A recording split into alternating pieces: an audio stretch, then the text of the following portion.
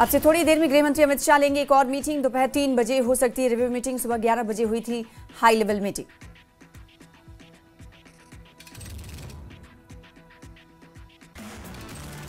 तकरीबन सवा घंटे तक अमित शाह के घर पर चली थी बैठक में CP Delhi, IB chief, NIA chief और गृह सचिव रहे मौजूद। देश की आंतरिक सुरक्षा को लेकर हुई चर्चा। दिल्ली ब्लास्ट मामले में पुलवामा से एक और डॉक्टर को हिरासत में लिया गया। पुलवामा पुलिस ने डॉक्टर सज्जाद अहमद को हिरासत में लिया। अब तक 4 डॉक्टर्स हिरासत में लिए गए।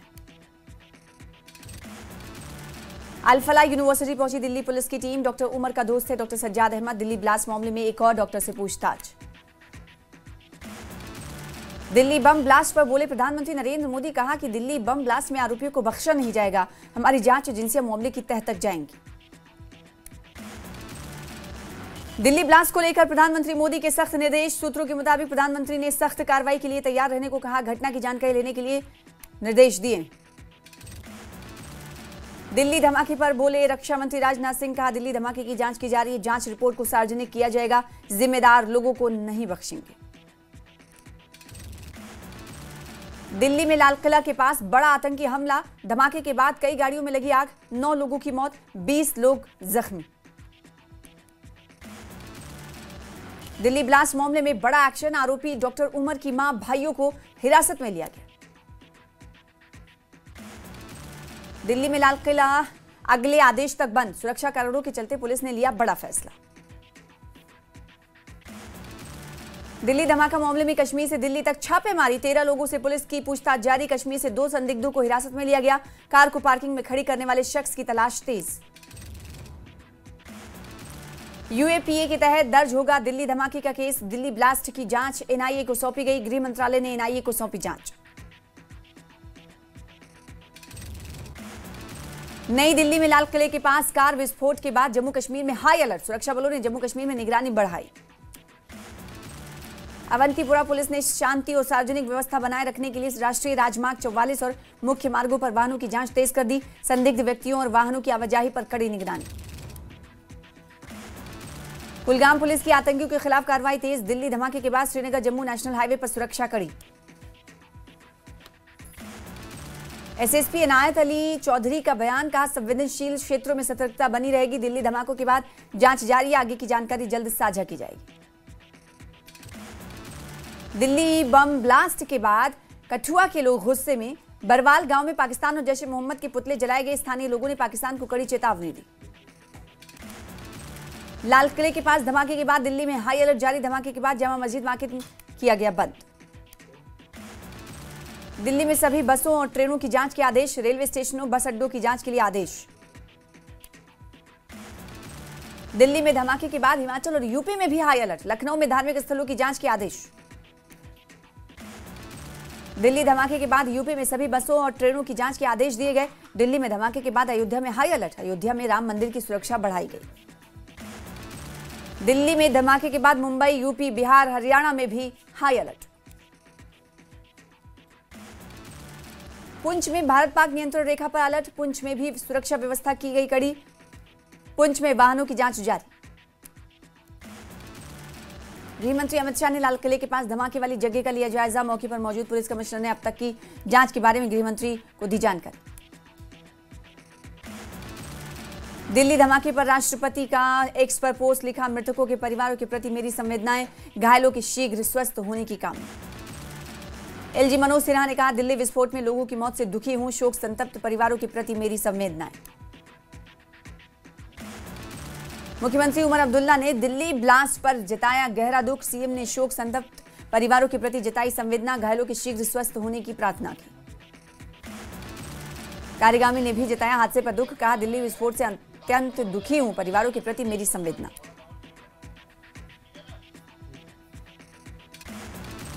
गुलाम नबी आजाद ने भी हादसे का दुख जताया। कहा दिल्ली विस्फोट से अत्यंत दुखी हूं। शोक संतप्त परिवारों के प्रति मेरी संवेदनाएं। साथ ही अल्ताफ बुखारी ने कहा दिल्ली धमाके की मैं निंदा करता हूं। निर्दोष लोगों की मौत हुई, कई घायल हुए। राष्ट्र की सुरक्षा पर सीधा हमला। दिल्ली धमाके पर नेता प्रतिपक्ष राहुल गांधी का बयान। कहा निर्दोषों की मौत सुनकर दुख हुआ। लाल किले के पास धमाका चिंताजनक। कटरा में माता वैष्णो देवी मंदिर के आसपास के इलाकों में जांच। वैष्णो देवी भवन सहित कटरा में सुरक्षा की गई कड़ी। दिल्ली ब्लास्ट मामले में बड़ा पर्दाफाश। सूत्रों के मुताबिक दिल्ली ब्लास्ट में जैश का हाथ होने का शक। दिल्ली ब्लास्ट मामले में 2 लोग हिरासत में। कश्मीर से 2 लोगों को पुलिस ने हिरासत में लिया। आमिर रशीद और तारिक अहमद डार को हिरासत में लिया गया। पुलवामा पुलिस ने कई जगहों पर सघन जांच अभियान चलाया। अभियान के दौरान वाहनों और संदिग्ध व्यक्तियों की गहन तलाशी ली गई। जम्मू सांबा कठुआ रेंज के डीआईजी शिव कुमार शर्मा का बयान। कहा, दिल्ली में हुई घटना के बाद जम्मू में सुरक्षा कड़ी। सभी संवेदनशील स्थानों पर सुरक्षा कर्मियों की तैनाती। नगरोटा में 1 बजे तक 52.44% वोट और बडगाम में 34.01% मतदान।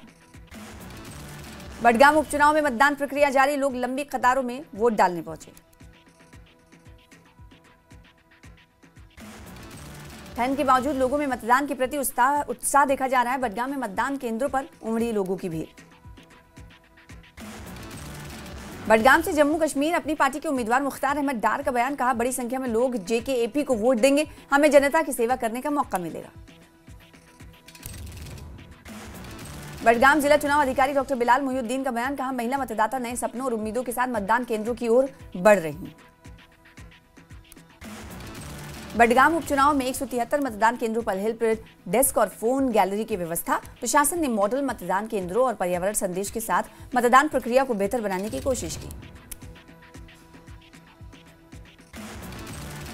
पीडीपी उम्मीदवार आगा सैयद मुंतजिर ने किया मतदान। उनके साथ विधायक वहीदुर रहमान पर्रा और भाई आगा सैयद मुश्तबा भी मौजूद रहे।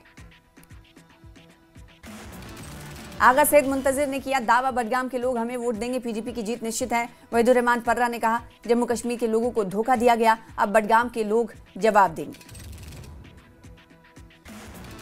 आगा सैयद मुश्तबा ने कहा, बडगाम के लोग विकास के लिए वोट देंगे। 2024 चुनाव में मुख्यधारा में शामिल हुए।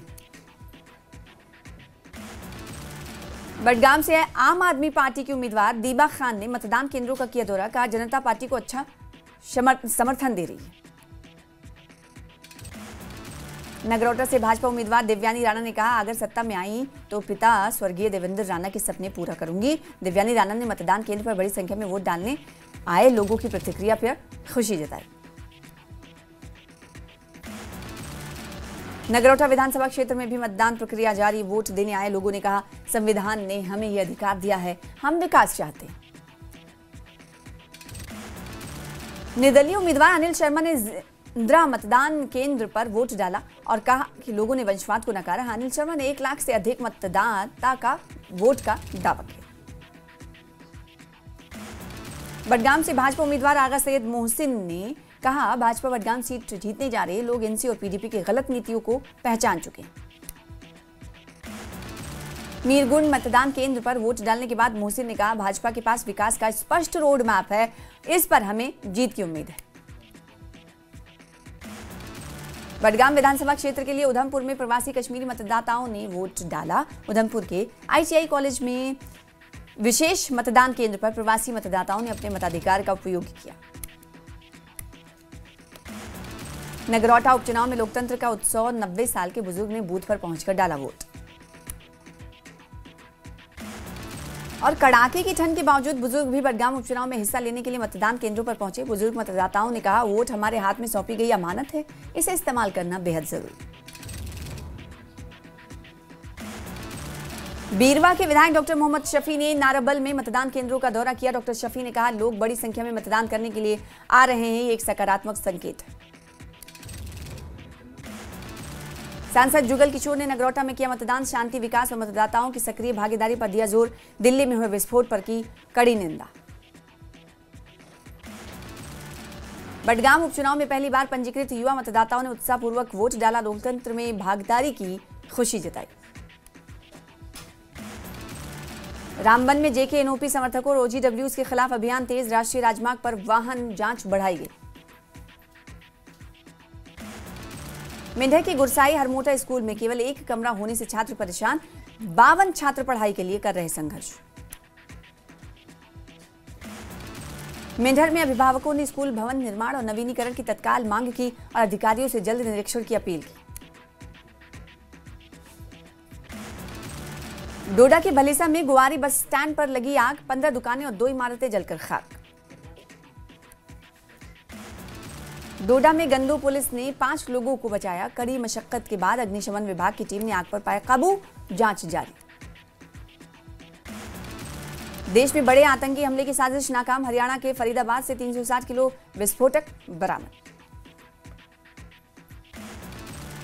फरीदाबाद पुलिस ने विस्फोटक सामग्री की बरामदगी के बाद 800 पुलिस कर्मियों के साथ व्यापक तलाशी अभियान शुरू किया। कल से ही फरीदाबाद के ध्वज थाना क्षेत्र में पुलिस ने ज्वलनशील पदार्थों की बरामदगी के बाद तलाशी अभियान तेज किया है। जम्मू कश्मीर पुलिस ने अब तक 8 लोगों को गिरफ्तार किया। फरीदाबाद में कश्मीरी डॉक्टर के घर से विस्फोटक बरामद, डॉक्टर मुजम्मिल के घर से AK-47 भी बरामद। फरीदाबाद में 4 महीने से किराए पर रह रहा था डॉक्टर, पुलवामा हमले से बड़े हमले की फिराक में थे आतंकी। जम्मू कश्मीर के डॉक्टर अदील की निशानदेही पर पर्दाफाश, डॉक्टर मुजम्मिल के घर से भारी मात्रा में कारतूस भी बरामद। पुलवामा के रहने वाले डॉक्टर मुजम्मिल की मां नसीमा का बयान, का वो 4 साल पहले घर से गया था और दिल्ली में डॉक्टर के रूप में काम कर रहा था।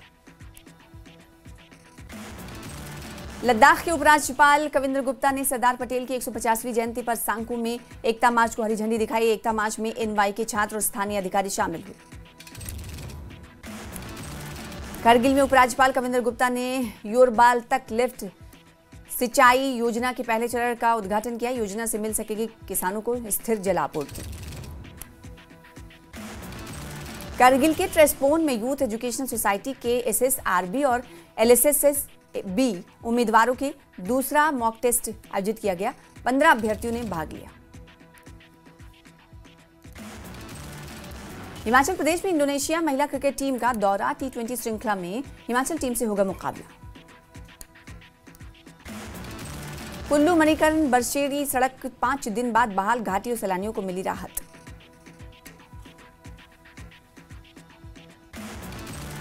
कुल्लू में पहाड़ी से पत्थर गिरने का खतरा बरकरार, वाहन चालकों और पैदल यात्रियों को सावधानी बरतने की सलाह।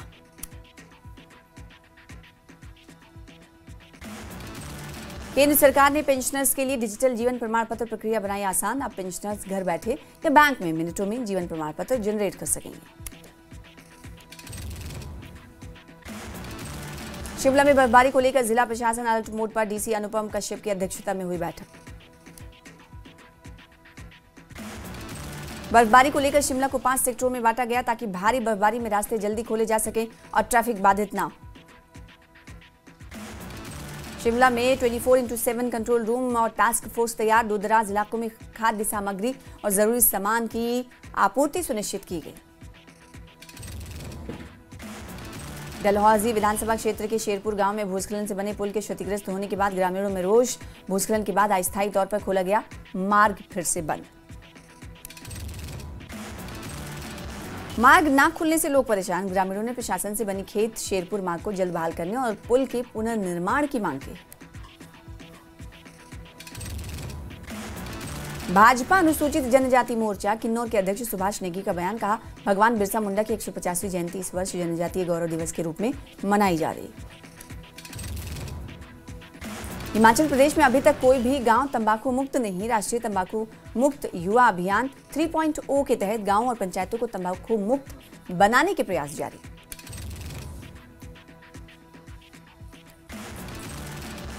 गुरेज सेक्टर में सेना ने साइंस डे के मौके पर एक प्रोग्राम का किया इनेकाद। युवाओं के लिए काफी अहम रहा ये प्रोग्राम।